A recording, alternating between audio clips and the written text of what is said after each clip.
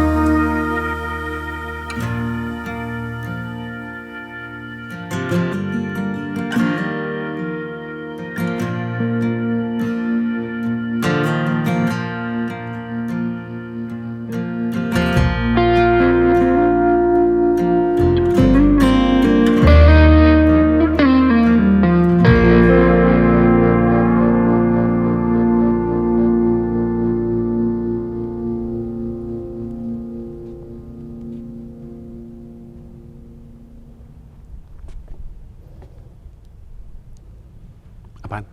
Narasi bang. Monolog. Monolog.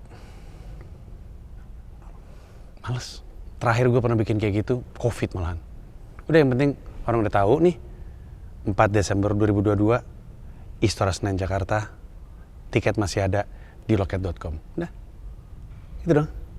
Cukup. Nggak ada bang. Doa bang. Nggak ada. Ya ada sih, bismillahirrahmanirrahim. Proklamasi. Kenapa proklamasi? Puisi. Nggak ada puisi. Brian adalah, lu lebih dipanggilnya berarti kalau di Indonesia apa? Muhammad, Brian. Di Indonesia gue panggil Brian. Ya. Oke. Brian adalah colorist artist. Ya, tepatnya color artist. Color artist untuk banyak sekali project dari Marvel, ada DC, ada Image juga. Ya, betul. Kalau lu cek Instagramnya Brian Valenza tuh kan ada namanya di atas tuh. Dia ngerjain Spider-Man juga ya? Spider-Man, Star Wars, Ant-Man gue lihat. Ant-Man juga ya. Yang baru bulan depan itu ada Iron Man. Oh, Image lu ngerjain apa? Image ada Witchblade, The Darkness, beberapa nggak begitu terkenal IP-nya. Ya. Jadi ya. Ngomong-ngomong IP Image paling gede kan Spawn ya. Kemarin Todd McFarlane lagi bikin pengumuman. Dia seneng banget bikin pengumuman tapi nggak jelas gitu. Aduh, ngomong tapi iya. kemarin dia bikin pengumuman, dia katanya penulisnya Joker diajak gabung ke naskah live action movie Spawn. Tapi saat ini gua dan Brian ini sekarang lagi ada di New York Comic Con. Ini hari Minggu, berarti hari keempat ya. Ya, hari terakhir. Hari terakhir. Brian di sini karena Brian adalah salah satu color artist yang sebenarnya comic artist yang pada buka artis lah ya. Ya. Ada buka booth gitu ya kurang Ya, lebih. betul. Tapi juga karena hari ini dia ini hitungannya apa? Merilis atau Soft release. soft release? Soalnya rilis tepatnya itu 2 November. 2 November. Ya. Ini adalah Jadi cuma limited cover. iya ada logo Ya, Comic Con-nya. betul. Biasanya yang ada label beginiannya tuh sought after alias dicari-cari. Funko Pop juga sekarang. Iya, betul. Iya. Nah, tapi sebelum kita kesini, gue tuh sebenarnya bahkan di stand up gue ada ngomongin soal Iya, gue dengar, iya, gue tahu. bicara. Jadi kita ngobrol panjang lebar dulu deh. Kita ngomongin dari lu dan komik aja dulu ya. Ya, of course. Kesempatan untuk bisa, karena banyak kan, ada lumayan banyak seniman yang gue kenal sih personally Sanigo. Kan ada banyak iya. artis yang juga ngerjain project-project gitu. Mentor gue Astanigo. Iya, lu sempat datang dari studio yang sama. Yap. Apa nama studio? Stellar Labs. Stellar Labs, betul. Itu opportunity itu datangnya dari mana sih? Biasanya orang-orang kayak misalkan Ya. lu berdiri sendiri sekarang? Sekarang gue berdiri sendiri dan ada studio coloring juga Oh, apa di namanya? Beyond Color Lab. Beyond Color Lab. Iya. Oke. Itu kesempatannya gimana tuh? Oh. Sendiri, apakah karena mungkin mulainya dari sebuah studio lain? Dari Iya, Stellar iya. Labs misalkan? Jadi dulu awalnya ini eksklusif di Tope Bang Panji ya, gue cerita karena baru mau sekali doang gue di interview. Jadi dulu waktu gue kuliah di ITENAS, gue angkatan 2010, terus gue biasa mencari jati diri dulu, mau jadi artis yang kayak gimana, desainer yang kayak gimana. Pengen jadi digital painter dulu, tapi udah banyak pesaingnya. Jadi gue coba cari-cari lagi dan tiba-tiba gue dikenalin sama pekerjaan color artist. Itu dia ngewarnain komik, poster, cover dan lain-lain gitu. Terus setelah itu gue coba ngembangin portofolio gue taruh di dulu DeviantArt, sekarang ArtStation, Behance. Kalau lu bilang ngembangin portofolio, itu lu gambar sendiri, ngewarnain sendiri, atau yang lu display adalah ngewarnainnya? Yang gue display, ya. Ada calon pembeli. Hello, Sorry. how are you? Iya, biasanya apa? Yang lu karya lu sendiri, saat sebelumnya lu udah gambar komik? Udah, tapi nggak pernah gua jual. Jadi cuman gua buat iseng aja nuangin yang ada di kepala, gua gambar-gambar bikin komik, tapi entah kenapa kayak nggak klik gitu. Pas gua nemu color artist, ternyata gua klik. Soalnya yang gua sadar pas gua ngegambar tuh bang, gua nunggu-nunggu saat ngewarnain. Iya, jadi pas sketsa tuh gua agak males gitu. Iya. Gue pengen Pas buru-buru. ngewarnain lu senang? Iya. Wow. Itu dia, jadi gue merasa this is my thing gitu kan. Ada dampaknya setelah lu naruh portofolio di Behance dan segala macam? Ada banget. Ya pertama-tama gue nggak punya bahan untuk gue warnain kan. Jadi gue nggak biasanya kalau color artist tuh nunjukin karya warnanya dari gambar orang, kita ambil dari internet dengan izin tentunya, kita warnain, terus taruh di DeviantArt, di sosial media lah. Terus kita bisa tag-in atau mention orangnya, kita credits supaya mencari perhatian juga kepada artisnya itu gitu kan. Siapa tahu ngebuka peluang. Yeah. Which is dengan cara sopan ya. Kadang-kadang emang ada attitude yang kurang kita jaga gitu. Jadi Contohnya? ya, nggak usah dibahas. Oke, tapi apakah kemudian panggilan kerjaan pertama kali datang gara-gara itu? Misalkan dari studio yang ada di Indonesia, atau mungkin dari komiknya yang lu tag terus ternyata dia ngerespon? Ya, biasanya dari artis ya. Sebelum gua gabung studio, gua udah ngerjain beberapa sih. Cuman masih small gig lah gitu. Kayak masih commission, gue terima. Kayak masih dijual $10 untuk satu gambar doang gitu, gue warnain. Terus lama-lama di 2012 tahun kedua gue kuliah, gue dapat email dari dari Sanigo. Oh, Pak Sanigo. Iya. Karena dia ngeliat, Halo kok. karena Sanigo studionya selalu butuh talent baru gitu kali ya. Iya betul. Karena kliennya ada terus. Jadi terus begitu lu di hire, berapa lama di Stellar Labs? Karena waktu itu gue masih kuliah, jadi gue cuman bisa cuti setahun. Jadi gue cuti setahun, terus gue kerja di kantor di Jakarta dulu, Pondok Indah. Ya habis setahun gue balik lagi kuliah. Terus sambil kuliah gue sambil kembangin klien gue ya. Yang lu bilang melebarkan. ngembangin klien tuh gimana maksudnya? Lebih ke Melakukan hal yang sama tapi nge-tag artis yang beda. itu salah satunya. Mungkin lebih tepatnya gue ngejalin komunikasi lebih ini ke Dengan klien, juga iya. sebelumnya. Terus gue lebih percaya diri karena skill gue dalam beberapa tahun pasti ningkat semenjak gue di studio Stellar Labs. Jadi gue udah agak pede untuk ngasih rate yang agak tinggi. Gue rasa ada di Stellar Labs juga salah satunya ngebantu lu ketemu sama orang-orang lain yang kurang lebih bisa nge-mentor, bisa lu pelajarin gitu. Iya, kan, absolutely. Benar pasti. Gue terima kasih banyak untuk teman-teman di sana yang ngebantu gue. Paling mudah waktu itu di situ kayak anak kuliah apa nih kerja di sini. lagi cuti kuliah. Iya, cuti kuliah gue. Lu ngambil jurusan apa waktu itu? DKV. Oh, ngambil DKV. DKV, ya. Gue sebenarnya kan gue anak SR sendiri Pak ITB. Iya. Masuknya juga cita-cita pengen jadi komikus. I know. Sekarang jadi komika. Mirip-mirip. Karena jelek. Gue geser ke Mirip-mirip. desain produk. Tapi oke lah. Pada akhirnya lu memutuskan untuk jalan sendiri. Iya. Sebelum lu bangun studio coloring baru lu. Iya. Jadi gue Lu sendiri. waktu itu gue beresin kuliah dulu karena gue janji sama bokap. Nyokap gue diizinin cuti kalau gue lanjut lagi gitu kan. Udah gue udah komit kan, gue lanjut lagi setelah lulus kuliah. Bokap gue nawarin S2. Tapi suruh Nawarin S2? iya, tapi dia nggak mau bayarin, suruh bayar sendiri gue. Nawarin? Itu bukan nawarin om namanya om. Itu nyuruh. nyuruh S2. Terus gue bilang, "Nggak, gue udah dapetnya janji sampai S1. Sekarang gue mau lakuin my thing lah gitu kan. Gue mau coba ngerintis studio gue.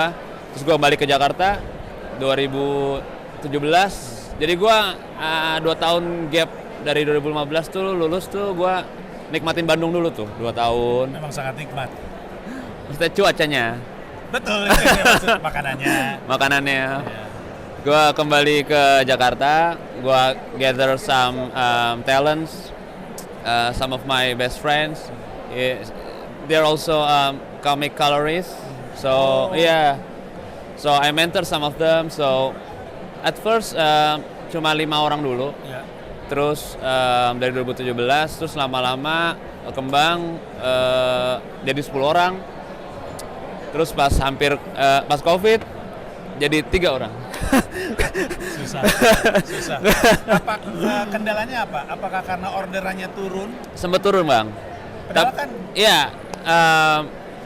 Jadi sempet turun. Ya. Bukan berarti gue laid off semua ya. Iya.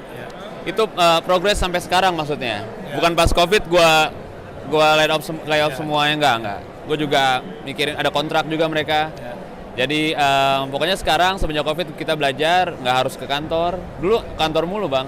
Iya. Padahal ternyata kan ya nggak perlu lah kita Asli kerja di sini. kantor komik itu sulit loh. Dulu kan gua kan sama Shani Budi itu kan Ya. punya kolam komik. Nah, kolam komik itu sampai dengan sekarang tuh masih kami sebut sebagai kayak nggak disebut sebagai publishing, mungkin kayak publishing ya, tapi begitu banyak yang kami pelajarin. Dulu kami sempat ngerjain komik H2O. Iya tahu. Barang Mas Sweta. Betul. Ya. Di sini orangnya. Kok ada Sweta juga? Dia ikutan bang. Oh gitu. Ada namanya. Itu orang Oke. gila juga tuh. Gila gokil ya. Gila. Raja komik Indonesia. Raja komik Indonesia, Sweta Kartika. Gayanya bisa banyak lagi dia tuh. Iya betul. gila Aduh. banget. Nah, tapi gue tahu betapa rumitnya ngerjain itu. Udah mah isinya artis semua, nggak semuanya.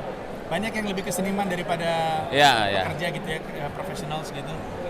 Jadi gue bisa ngebayangin, dan bahkan sebenarnya dari zaman dulu pun ini sekitar tahun 2012-2013 gue tuh agak bingung karena pengerjaan komik itu selalu buat mereka bahkan lebih ideal di tempat.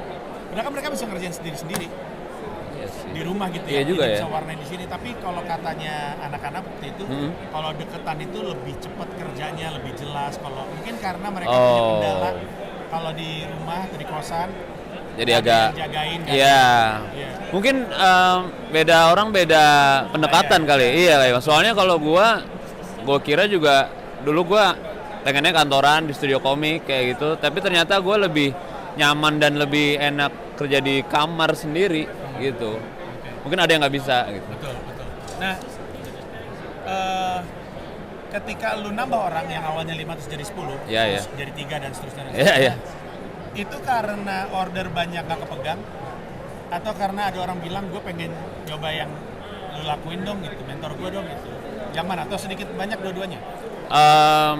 Lebih banyak kerjaan kita nggak kepegang sih. Oh. Iya, jadi gue butuh tangan lebih waktu itu. Nah, gue nggak tahu kalau di dunia seni rupa Ya. itu tuh pematung tuh bisa pakai orang untuk bantuin dia bikin patung, tapi nama karyanya karya patung dia gitu. Iya. Kayak Nyoman Nuarte gitu, dia udah nggak nukar lagi, udah nggak ngelas lagi, dia punya Yap. tukang untuk ngerjain itu, tapi ini karya seni gua gitu. Oke. Kalau di color artist jatuhnya sama, nama Brian Valenza, tapi lu punya tim yang ngerjain, nama lu gitu.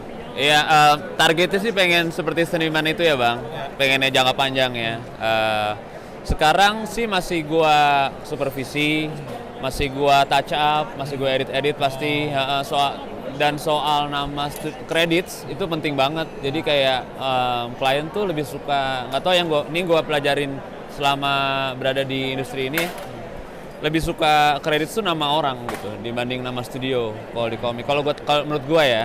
Kalau untuk games gue mungkin enggak, ini untuk komik aja ya. Jadi pas gue tawarin biasanya kredit nama studio gue, mereka tuh agak nggak mau gitu. Jadi mau nggak mau kreditnya nama gue lagi. Gitu. Kayaknya emang yang didorong artis ya, Iya. Entity gitu. Yep. Ya. Gitu.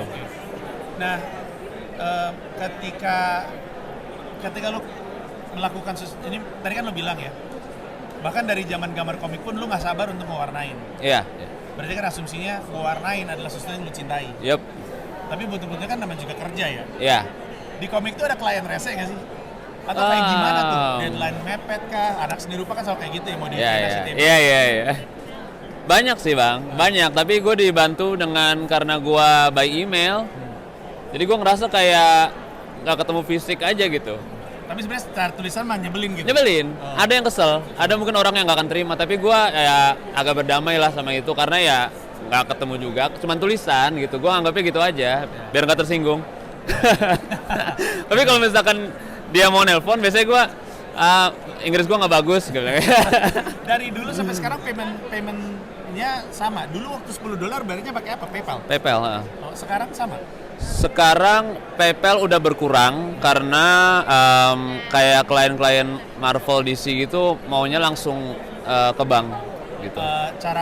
Cara ngasih kerja Ya. Marvel DC Image beda nggak? Yang Marvel lebih apa, DC lebih apa, Image lebih apa gitu. Cara ngasih apa ya nih bang maksudnya? Misalkan kayak ngedrop kerjaannya yang Oh. Marvel mepet atau Marvel nggak mepet tapi kerjanya selalu banyak. Yang Image bayarnya terlambat. Oh. yang kayak gitu. Oke. So far kalau ngasih kerjaannya sama aja. Menurut gua nggak ada yang terlalu mepet sih, soalnya mereka juga mikirin ya. Kadang-kadang kalau misalkan gua megang beberapa buku di Marvel, sekarang gua kurang lebih kayak ada 4 atau 5 buku sebulan di Marvel. Itu mereka tahu gitu kayak kapasitas gua, pekerjaan gimana. Jadi kalau dia mau ngasih deadline mepet tuh, ini dimundurin aja deh. Lo fokusin misalkan Ghost Rider dulu gitu. Ini deadline-nya besok misalkan gitu. Jabatan sebelah sananya namanya apa tuh yang selalu berhubungan sama lo? Editor. Oh, editor. Iya, editor. Gitu. Jadi Sempat ketemu sama nama-nama yang lu kagumin nggak? Wah, ini kan gue tahu nih orang nih gitu misalnya. ngerjain atau ketemu? Lewat email, lewat kerjaan dan segala macam. Oh, kerjaan. Atau misalkan lu mewarnain orang yang lu suka gitu. Iya, alhamdulillah udah ada beberapa bang. Salah satunya Rob Liefeld. Oh iya, itu sangat terkenal. Iya, ketemu di sana kemarin. Iya. Dia ngerjain yang, gue taunya dulu ngerjain yang, dia dari Marvel tuh sempet lama di Image kan ya? Iya, dia Youngblood, dia creator Deadpool kan. Iya. Creator Deadpool ya. Waktu itu gua kemarin ngerjain Deadpoolnya dia, cover beberapa biji. Terus abis itu sama Mark Silvestri, dia yang ini nih ada Top Cow. Terus udah ketemu Jim Lee tapi belum sempat ngerjain warnanya. Wah, gila legend banget. Udah ketemu Jim Lee. Nama-nama gue tuh nama-nama lawas sih. Jim Ya. Lee, Todd McFarlane, Ya, Todd McFarlane belum ketemu. Alex Ross. Alex Ross juga belum. Ya tapi nama-nama legend. Gue ada satu, gue lagi inget-inget. Nama artisnya Spider-Man yang gue suka justru gue Eric Larson. Oh iya, tahu. Gue malah lebih suka Eric Larson daripada Todd McFarlane. Tapi Oke.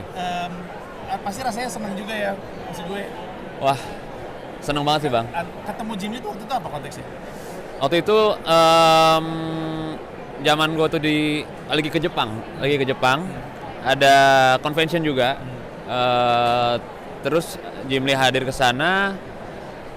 Waktu itu di situ nggak ada signing event, nggak ada apa. Jim Lee cuman kayak say hi di stage. Terus gue kayak bawa portofolio gue gitu, diam-diam ketemu. Gue joget di backstage bang.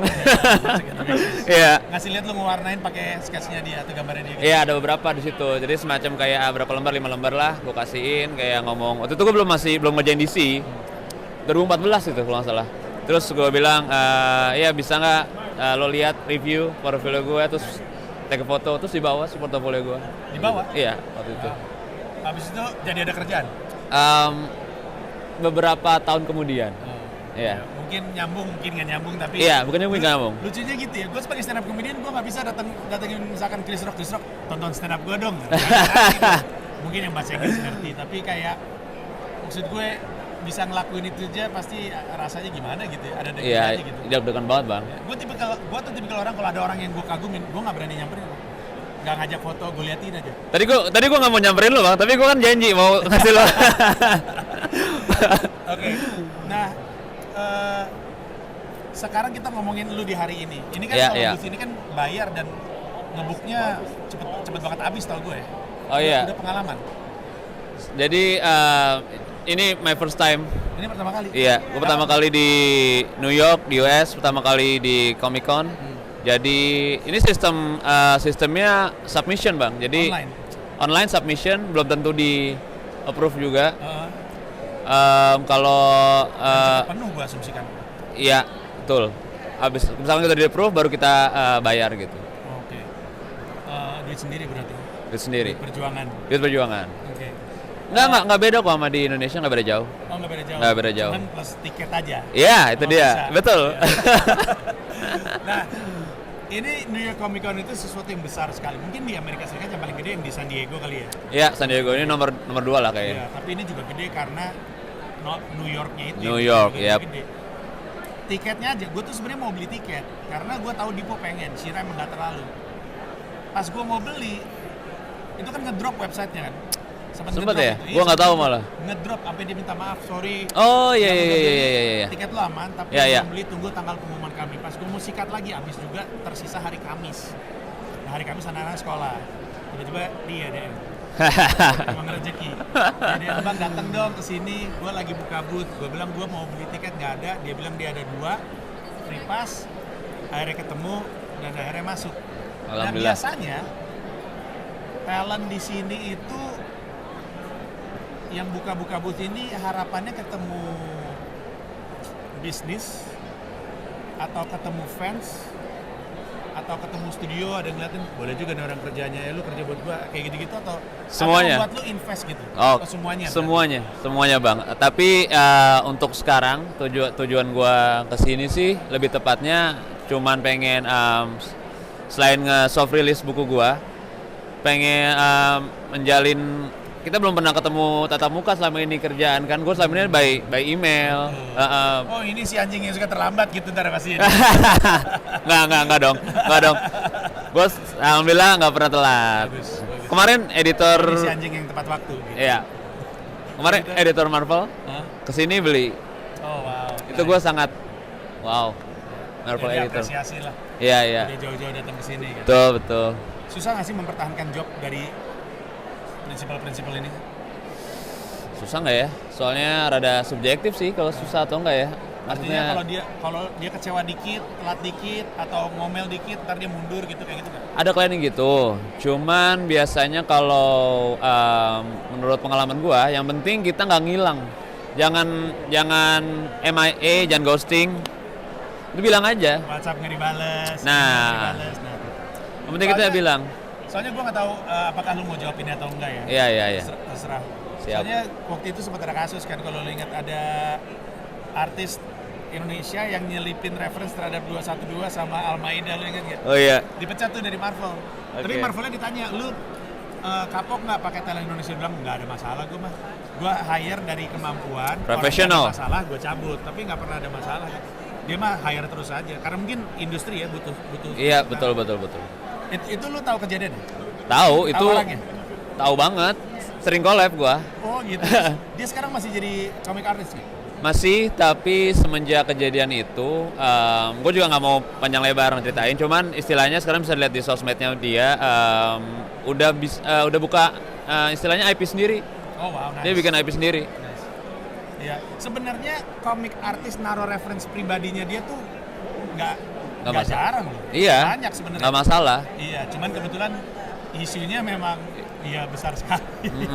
Jadi dia nyolok, gue masukin kan. Kalau gue jadi comic artist, gue mungkin masukin nama stand up comedian favorit gue di tembok gitu. Di Iya, tembok iya, belakang. iya. Adriano Calvi gitu di belakang gitu-gitu, Awe gitu-gitu. Setiap talent suka naro kayak gitu. Cuman ini aroma politiknya kental sih. Iya, gua sering naro, walaupun gua color artist ya, kayak gua sering naro juga tulisan misalkan di neon sign, itu kan tugasnya gua tuh warnain. Gua taruh nama istri gua, nama anak gua, gitu-gitu aja. Selingkuhan juga ya. Bahasa Jepang tapi tulisan. Nah, ngomongin IP sendiri, cerita sedikit tentang ini. Kenapa akhirnya memutuskan untuk bikin ini karya hitungannya kan? Karya hitungannya. Apa yang mendasari lu untuk berkarya itu deh? Itu dulu. Karena Bang Panji, enggak, canda. Karena menurut gue lompatan yang besar ya, kan gue selalu bilang kan, bisa bikin kopi dan bisa bikin kafe dua hal yang berbeda. Yap. Lu dikenal sebagai color artist, terus lu nulis ya tadi bilang. Iya, mencoba nulis. Oke, kenapa lu mulai? Jadi ini perlu pegangin atau Nggak apa-apa gue aja pegang. lo aja? Oke, siap. Jadi awalnya gini Bang, gue selalu punya cita-cita. Waktu gue masih jadi color artist, sekarang juga masih. Maksudnya, gue pengen apa ya? Punya universe sendiri, punya IP sendiri yang membawa unsur-unsur Indonesia, tapi nggak terlalu Indosentris gitu loh. Maksudnya, lo tau kan maksud gue kayak, Ngerti. ya. Ngerti. Which is target marketnya harus di United States gitu, di Amerika. Bukannya pengen gaya-gayaan atau apa ya, Tapi soalnya gue setuju, karena Amerika justru lebih apresiatif terhadap culture. Setuju. Buat kita tuh terlalu dekat culture-nya untuk iya jadi sesuatu yang betul, spesial. itu maksud gue gitu Iya. kan. Akhirnya gue mencoba untuk bikin istilahnya ya tulis aja dulu gitu kan, cerita apa, ide-ide ya yang kepikiran sama gue adalah ngangkat folklore Indonesia dibalut jadi sesuatu yang berbau superhero yang dekat sama orang Amerika, kayak ada genre spy, ada genre kayak zombie, gue bikin. Ada genre macam-macam itu beda-beda komik. Jadi Beda-beda. jadi di buku ini, Ya. ini tuh namanya anthology. Jadi ada beberapa cerita dalam buku ini. Di buku ini ada 5. Jadi ntar ini ada 3 isu. Ini isu pertama, ada 5 story, sisanya ada 6 story. Jadi di seluruh cerita ini satu universe gitu. Di cerita pertama ini gua ngangkat di buku pertama ada cerita si Pitung. Ada Bawang Putih. Ada Lutung Kasarung. Sama siapa lagi? Gue lupa ya. Menarik Tatar. menggunakan IP yang udah public domain sebenarnya karena Iya. namanya gede. Betul. Ya, dan nggak mesti bayar izin. Betul. Ya. Lalu itu semua akan muncul dalam 3 buku tersebut. Iya. Kayak nyambung gitu. Nyambung secara story belum karena nanti orang harus ngikutin Ya, banget ya kan. rasanya. Iya, jadi gua bikinnya story-nya agak terpisah tiap buku. Tapi satu universe. Jadi ada timeline zaman dulu, kayak Pitung ada di zaman dulu, ada Bawang Putih ada di zaman sekarang, Lutung Kasrung ada di zaman di masa depan. Nanti gimana cerita kelanjutan mereka bakal ketemu, bakal kita bikin series sendiri, gitu bang. Keren. Gue tuh gue bahkan mengagumi bahwa startnya dari keinginan untuk punya IP. Iya. Very underrated IP itu. Anak gue tuh kan suka bikin karakter. Dia nggak ngerasa itu spesial. Gue bilang, kamu mesti tahu di dunia ini IP itu sesuatu yang berharga. Kamu mesti tahu value dari Pokemon. Iya. Ini semua IP nih. Hello Kitty itu nggak ada kartunnya, itu merch Iya. doang. Aneh banget. Tapi IP-nya tuh mengagumkan sekali. Jadi bahkan di Comika aja yang kami pikirin juga IP. Betul. Dan menarik menurut gue karena waktu itu gue pernah ikutan, jadi dunia komik tuh gue lupa namanya apa, mohon maaf ya kalau jangan tersinggung. Waktu itu kami pernah kayak ikutan sebuah, bukan lomba ya, tapi kesempatan untuk ikut ke luar negeri, tapi lu mesti kayak presentasi dulu IP lu seperti apa. Oke. Dan gue belajar banyak soal IP, walaupun tidak sebaik Shani dan segala macam. Sekarang IP yang lagi dikembangin oleh kami itu komik namanya Para Comika. Yap. Komik strip tentang stand up comedian. Habis gue mulai dari yang deket dulu aja gitu. Nah, ini orang di Indonesia mau dapetinnya gimana untuk saat ini? Belum ada di Indonesia. Tapi biasanya ada reseller importir komik-komik Amerika bisa ke mereka. Bisa PO lewat Tokped. Ya. Ada yang udah buka PO sih gitu. Oh ya? Iya, di Tokped gitu. Tapi untuk yang ini soalnya cuman limited eksklusif di New York Comic Con doang. Iya, karena ada labelnya. Di luar ini enggak. Iya, jadi nggak bisa di. Yang ini lu jual berapa? Ini $30. $30 satu buku. Satu buku. Okay. Kalau orang pengen ngikutin lu, iya. Mereka bisa follow di Instagram? Bisa. Ada di Brian Valenza ya? Brian_Valenza. Brian_Valenza. Sama kalau mau pengen tahu universe kita gimana, ada di Biontopia, @Biontopia. @Biontopia. Yep. Itu Instagram berarti @Biontopia. Ya, Instagram. Oke. Cek di @Biontopia. Ada lagi yang gua nggak sempet tanya tapi ingin lu sampaikan? Apalagi ya bang? Kayaknya itu aja deh.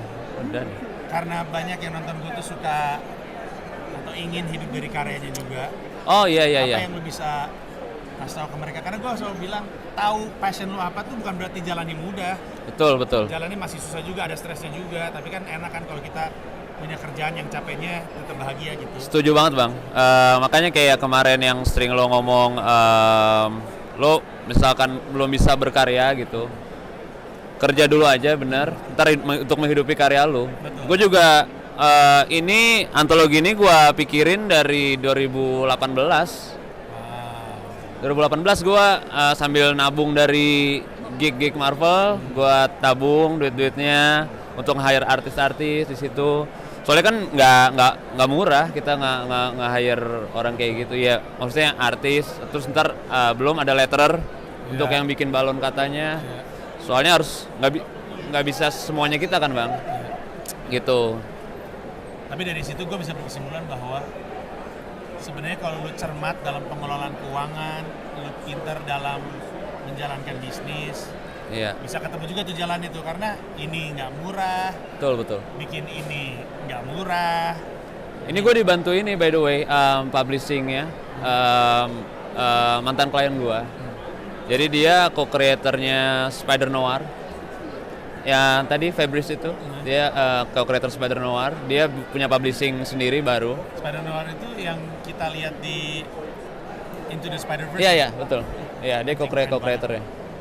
Iya, jadi terus gua approach dia kayak gue punya antologi ini komik. Coba lo lihat, siapa tahu publisher lo tertarik gitu kan. Tadi dia tertarik, mau ngebantu untuk ngedistribusiin, nge-publishingin di sini. Ya udah, let's go gitu. Luar biasa. Baik.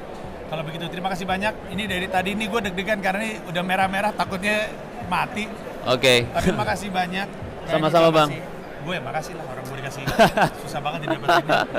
Gue terima kasih banyak dikasih kesempatan ini. Gue doain sukses untuk lu. Lu balik nanti apa hari Selasa?